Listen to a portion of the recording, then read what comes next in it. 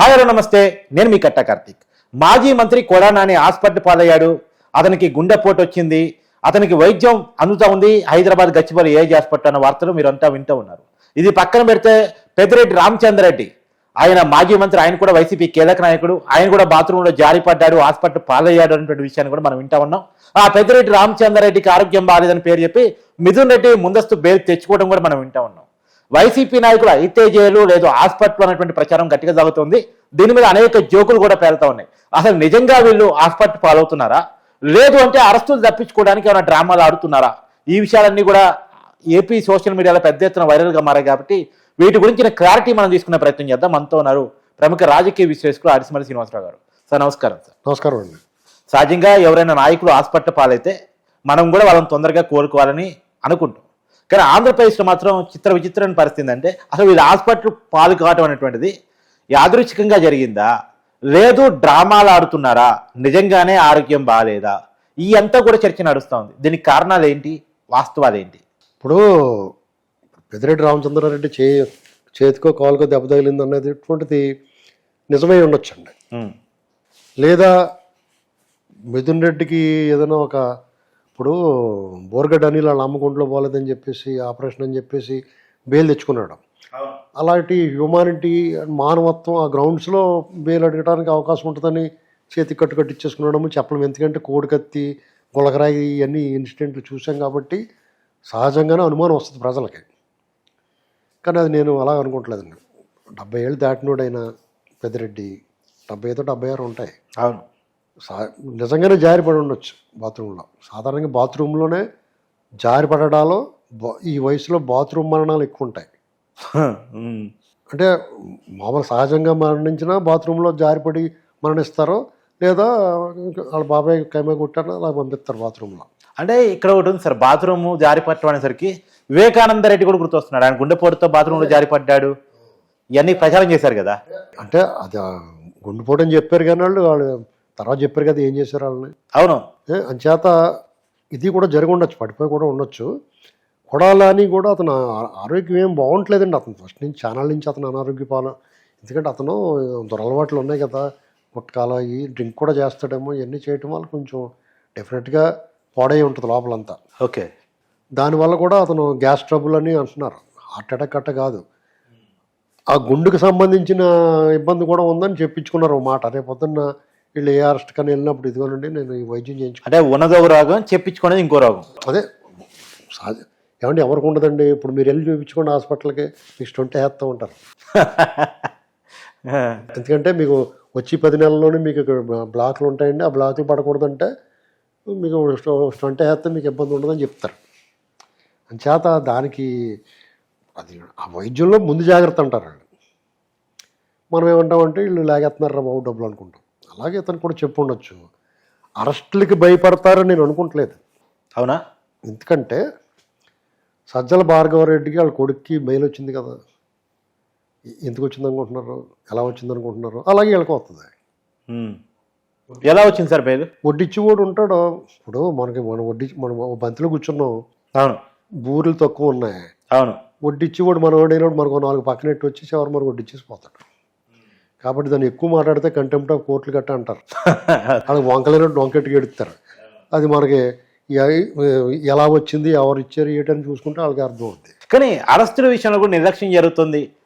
ఎందుకు వాళ్ళు బెయిల్ తెచ్చుకునేదాకా ఆగుతున్నారు? వాళ్ళు అరెస్ట్ చేసి సుఖమేముంది. ఇలాగెళ్ళినట్టు అని ఏమనకండి, 4 రోజుల దాకా ఏం చేయకండి, 10వ తారీఖు దాకా ఏం చేయకండి, ఇలాంటివన్నీ చెప్తారని వీళ్ళు చూద్దాంలే. అది ఏదో ఒకటి ఉంటుంది రోస్టర్, అది మారేదాకా ఆగుతున్నారు అనుకుంటాను నేను. ఓకే, ఇప్పుడు ఎవరి మీద అనుమానించవచ్చు, మాట్లాడచ్చు అండి. కొన్ని మనం మాట్లాడి మన వ్యవస్థలు మనం చిన్నపుచ్చుకోకూడదు. అవును, ఇప్పుడు మన కళ్ళ ముందు ఓ జడ్జి గారి ఇంట్లో ఏదో ఫైర్ యాక్సిడెంట్ జరిగితే నోట్లు కట్టలు దొరికేసినాయి. అతనేమో నా గది అన్నాడు. ఆ గది మాకు సంబంధం లేదు, ఎవరో వాడు అంటే పేపర్లు ఏరుకుని వాళ్ళు గదికిచ్చేవు నువ్వేమన్నా ఏకనన్నా దూరనిస్తారా? జడ్జి గారి ఇంట్లోకి ఎవరినైనా బయట ఉండి వెళ్ళిస్తారా? అక్కడ నువ్వు కాకుండా ఇంకొకరికి ఎవరికి ఇస్తారు నువ్వు ఇల్లు? అది నాకు సంబంధం లేదండి, ఎవడో పేపర్లు ఏరుకుని కూడా అన్నాడు మాట్లాడుతున్నాడు. తర్వాత ఇప్పుడు ఏమంటున్నాడు, నా మీద ఎవరో కుట్ర చేశారు, నన్ను బదనామం చేయడానికి ఎవరో తెచ్చిపెట్టింది. నిన్ను బదనామం చేయడానికి అన్ని రూపాయలు ఎందుకు పెడతారో మీరు చెప్పండి. పెడితే ఏదో 10 లక్షలు 20 లక్షలు పడేస్తారు, అంతేగాని అక్కడ ఇన్ని 150 కోట్లు పెడతారా బద్నాం చేయడానికి? ఇక అలాంటి సబ్జెక్టు లోతులోకి వెళ్ళలేని పరిస్థితి న్యాయ వ్యవస్థ కాబట్టి. అలా బద్నాం చేయమని ఎవరన్నా పంపించడం కూడా డబ్బు అడిగి పారిపోతారు కన్నాడు, అందులో ఎందుకు పెడతాడు? ఇప్పుడు మీరు పంపించారనుకోండి ఒకడిని, ఈ 50 కోట్లు 100 కోట్లు పట్టుకెళ్ళి ఇంట్లో పెట్టరా అని అతన్ని అన్పాపులర్ చేద్దాం, లేకపోతే అతని మీద కేసు వేద్దామని పంపించారనుకో, మీరు అలా కేసు వేద్దామని పంపించినా కానీ పంపించినోడు ఆ డబ్బు పారిపోతాడు, కానీ అక్కడ ఎందుకు పెడతాడు? కాబట్టి ఇదంతా ఇలాంటివన్నీ చూసిన తర్వాత ఈ దైనందిన రెగ్యులర్గా జరిగే ఆపరేషన్స్లో కూడా అన్ని అనుమానాలు వస్తాయి మనకి. ఓకే. కాబట్టి ఇప్పుడు ప్రభుత్వం కూడా చాలా జాగ్రత్తగా చూసుకుని ఏ బెంచ్ మీద ఎవరున్నారో చూసుకోవాల్సిన పరిస్థితులు వచ్చినాయి ఇప్పుడు, అంతే. అంటే ఇంకోటి ఏంటంటే వరుసగా అరెస్టులు జరుగుతున్నాయి. పోసాని కృష్ణమూర్తి అరెస్ట్ జరిగింది, తర్వాత వల్లభని వంశీ అరెస్ట్ జరిగింది. వల్లభని వంశీ అరెస్ట్ తర్వాత పోయేటప్పుడు మనిషి ఎలా ఉన్నాడు, ఇప్పుడు ఎలా ఉన్నాడో క్లియర్గా కొడానాని కనపడుతుంది. ఎందుకంటే వల్లభని వంశీ కొడానాని స్నేహితుడు కాబట్టి. సో ఆ భయం ఉంది, లోపలికి వెళ్తే పరిస్థితి ఎలా ఉంటాయో ముందే ఊహించుకుంటున్నాడు. ఆ భయంలో ఒత్తిడిలో నుంచి ఈ ప్రాబ్లం వచ్చింది. మీకు అది ఏం భయం ఉండదండి ఎవరికైనా? అంతేనా? ఏముంటుంది, జైల్లోకి వెళ్ళిపోతే ఏమైపోతాయి? ఇప్పుడు కొడాలి నాని లాంటివాడికి పెద్ద భయం ఉండదు, ఎందుకంటే వాళ్ళు ఆల్రెడీ ఫైనాన్షియల్గా సౌండ్, అంతకుముందు హోదాల్లో ఉన్నారు, మేనేజ్ చేసుకుంటారండి. మేనేజ్ అవనోడు ఎవడున్నాడు ఇప్పుడు? జైల్లోకి వెళ్ళాడు, ఆయనకి ఏంటి ఇబ్బంది ఉంటుంది? ఇప్పుడు బయట ఇంట్లో ఉన్న ఇంట్లో కూర్చున్నట్టు కదా.